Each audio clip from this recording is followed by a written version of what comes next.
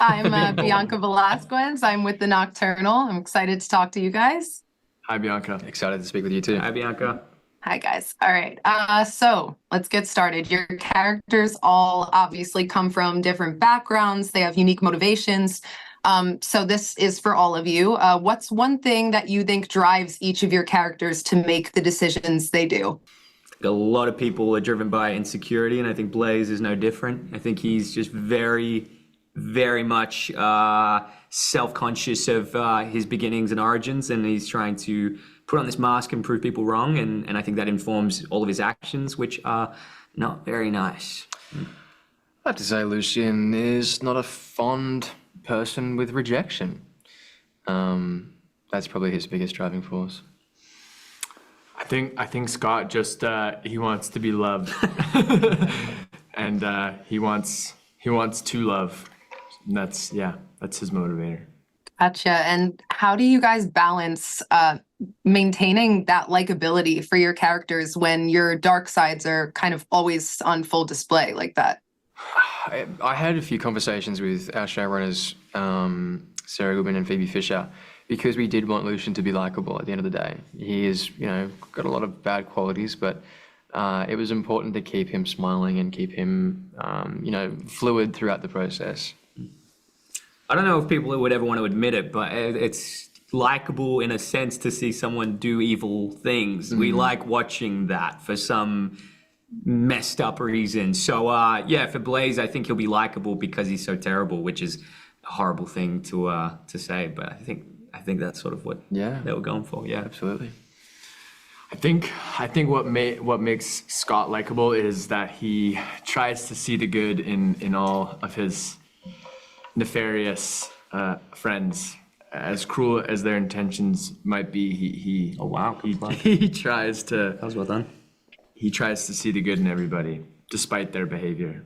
I wanted to ask about that car. How did it feel driving that? Oh, yeah.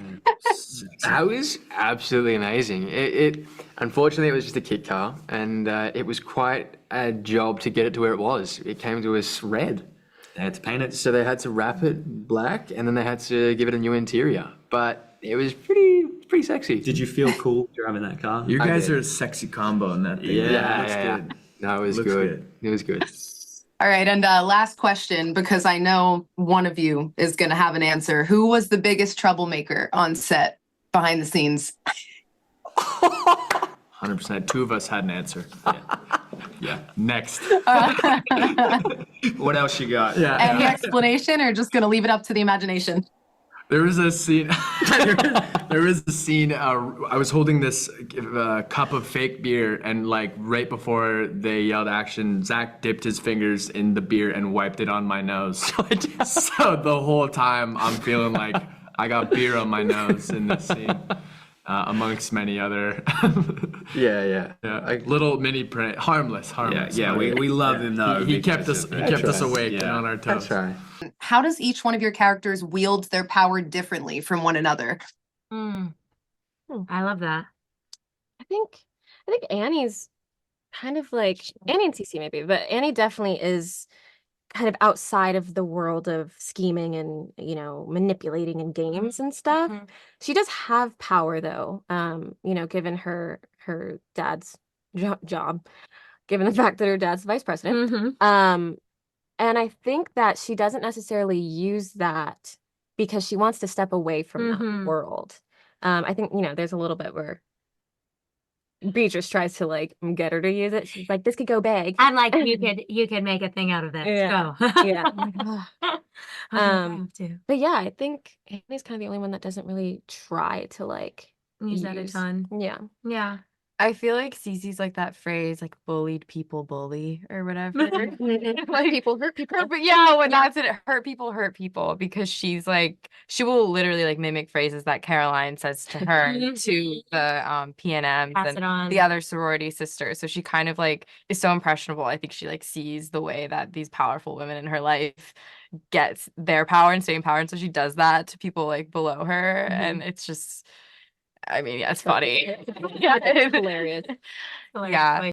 I mean, I know for me, like I have a lot of the like I'll have like protest scenes outside of the sorority and the fraternity. So like being outside of these huge grand houses with all of these sorority members inside of that, I mean, that completely set the tone for me going in with it. It's one thing to be like, oh yeah, I see it on this page, but like being in it, leading 100 people behind me and seeing all these people in front of me, like I think that really set the tone for the kind of world that we were living in. So, I mean, Sara and Phoebe knew this and had such a great vision. They just set that up. So once we walked into it, we were just playing and we were taking it and running with it. And I think that's such a great place to be, especially when you're playing these powerful and strong-willed characters that you just kind of want to be able to play and adventure and, and explore it. What maybe was the most difficult aspect of translating the original film's tone and style into a serialized format like this? Yeah, I think it was actually really easy. No, no, it obviously doing any kind of adaptation of something that has such a fervent fan base built in is an exciting but challenging thing, and I think we pay homage to it, to all of the source material, whether it's Dangerous Liaisons, Cruel Intentions, even Valmont. But I think part of the fun was to create this new iteration that, you know, is our version of the modern royal court, and then the Upper East Side, and now we have fraternities and sororities.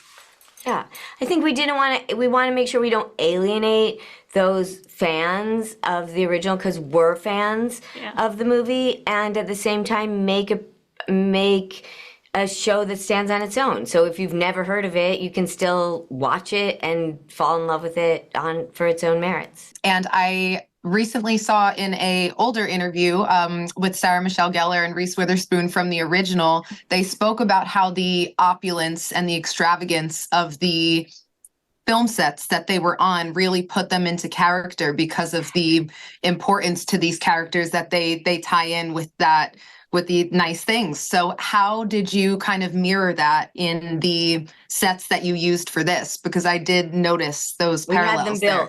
We had them built. The sorority and fraternity, those are sets that we had built for the show. And definitely every person who walked into Caroline's bedroom and into the sorority wanted to live there. I did personally pick some wallpaper.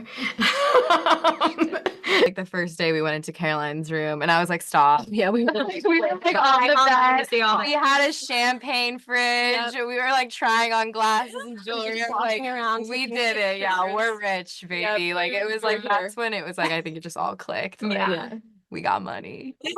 But yeah, I think all of those details were, and Ian Brock, who was our production designer, was amazing, and we had amazing director of photography. Simon Chapman was of the pilot, and Michael Story.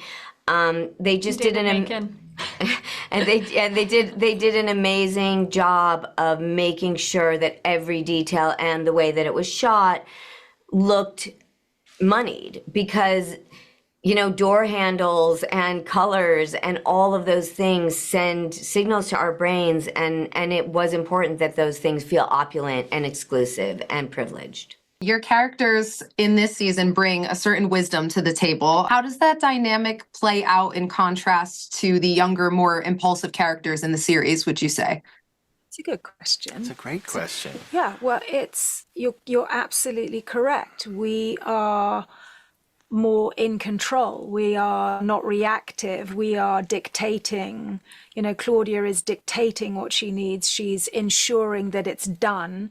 And then you have to see, Caroline and Lucien then behave accordingly to what she's demanded from them. So, yeah, you're right. The power dynamic is very different. That was perceptive. Well done. And I think you appreciate. I think you get a little glimpse into what makes Scott Scott and why Scott is the way he is when you see his father. And what I really appreciated about it was that you may think it's one thing, and then the script surprises you and the story surprises you, and oh, maybe it's not exactly what I thought it was going to be.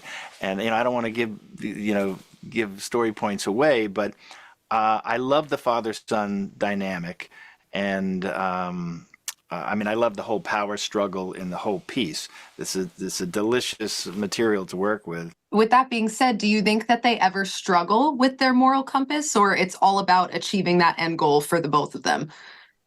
When I look at Claudia, when you play a character like Claudia, and you're making the backstory, you want to understand as an actor, what's made this person this way, right? Because Claudia's extreme. So, and you look at, people or books you've read or psychology reports or whatever it is, and you take all these threads and you build her. And what became abundantly clear to me is that everything that Claudia does is from fear. To have to control on that level, to have to manipulate on that level, to have that much power, and to be so aggressive about it and demanding for that means it can only come from fear, right? And brokenness. So what's broken, and what you see through Caroline and Lucien and Claudia is what happens, because obviously the mistreated become the mistreated, right? So she mistreats her children the way so you see them mistreat, they continue that on. And obviously that's sort of where you ground it in the dynamic within the people. But then of course, because this is a show that's sort of compelling and dynamic and fun and juicy and all these yummy things, then there's got to be the playful element to do that, it's but yeah, I would say it's grounded in brokenness and fear. And I think for the congressman, it's grounded in love. How about that for a dynamic? Yeah. I think that's what really grounds him. And I think people come into it and think they have a bead on this guy, one thing or another. But for me, it was grounded in love. So here we go. We ran the gamut here. Absolutely. I think you And the both said sex. that. Let's talk very about well. sex too.